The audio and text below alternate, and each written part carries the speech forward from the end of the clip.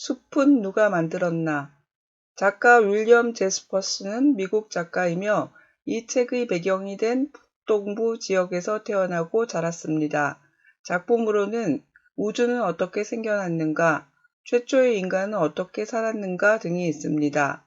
우리나라에는 1994년 다산기획에서 숲은 누가 만들었나로 출간되었고 2000년 비룡소에서 숲은 어떻게 만들어지는가로 번역되었습니다.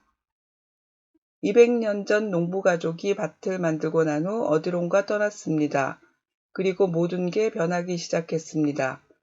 바람이 풀씨를 퍼뜨리고 새들도 씨앗을 떨어뜨렸습니다. 햇살이 따사로이 비춰주고 빗방울들이 촉촉히 적셔주었습니다. 이렇게 몇 년이 흘렀습니다. 온 땅이 잡초들로 덮였고 민들레와 노랑데이지도 보였습니다. 몇 년 사이에 전혀 다른 모습이 되었습니다. 들장미 같은 가시나무들로 덤불이 우거지고 검은 딸기나무도 자라 새들이 열매를 따먹었습니다. 들쥐와 토끼들은 풀숲 속에 집을 지었고 두더지가 굴을 파고 뱀도 찾아왔으며 하늘에는 매와 올빼미들이 먹이를 노렸습니다. 농부가 떠나고 5년이 지난 여름날 어린 스트로브 소나무가 여기저기서 모습을 드러냈습니다. 소나무가 자라는 동안 쥐와 토끼 그리고 새와 족제비와 여우도 찾아들었습니다. 응달에서 잘 자라는 나무들만이 솔 그늘 아래서 성장할 수 있었으며 이 나무들은 넓고 큰 잎사귀를 갖고 있었습니다. 화렵수들입니다. 화엽수가 자라기 시작한 지 15년이 흘러 소나무 사이사이에 이 새로운 나무들이 빽빽하게 들어섰습니다. 나무들은 서로 경쟁했고 천의가 시작되었습니다. 동물의 세계도 변화가 일어났습니다. 들쥐는 떠나고 비단 털쥐들로 메꿔졌으며 사슴이 살게 되었습니다. 다람쥐들도 찾아와 나무 열매를 모았습니다. 이제 40년이 지났습니다. 숲에 폭풍우가 몰려와 큰 소나무들이 벼락을 맞거나 뿌리채 뽑히기도 했고 불이 붙기도 했습니다. 곤충과 전염병에 쓰러진 소나무들 자리에 어린 나무들이 무럭무럭 자라기 시작했습니다. 농부가 떠난 지 80여 년, 1860년이 되었습니다.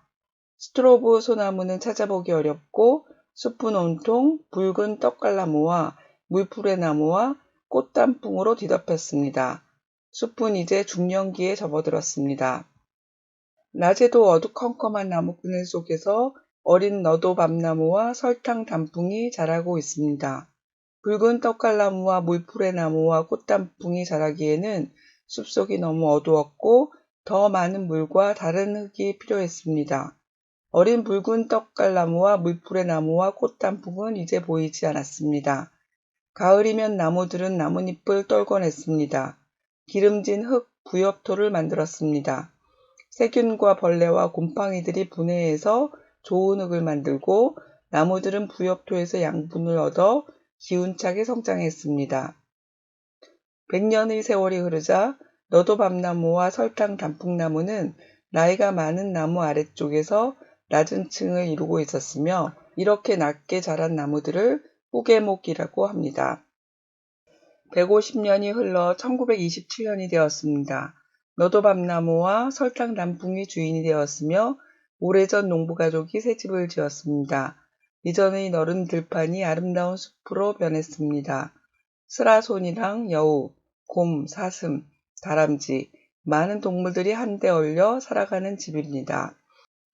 온 세상의 모든 숲이 매사추세츠에 있는 이 숲과 같은 길을 따라 성장합니다.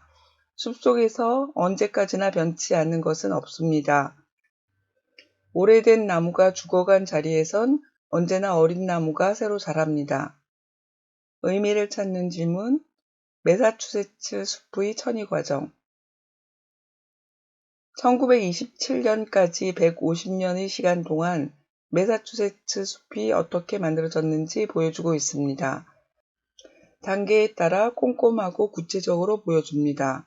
개척자 나무 스트로브 소나무가 생겼고 소나무들이 차지했던 자리는 물풀의 나무, 붉은 떡갈나무, 꽃단풍으로 바뀌었습니다. 사슴도 살게 되었고 붉은 홍관조, 미국 솔새, 다람쥐들이 왔습니다. 숲은 이제 너도 밤나무와 설탕 단풍나무의 터전이 되었습니다. 질문.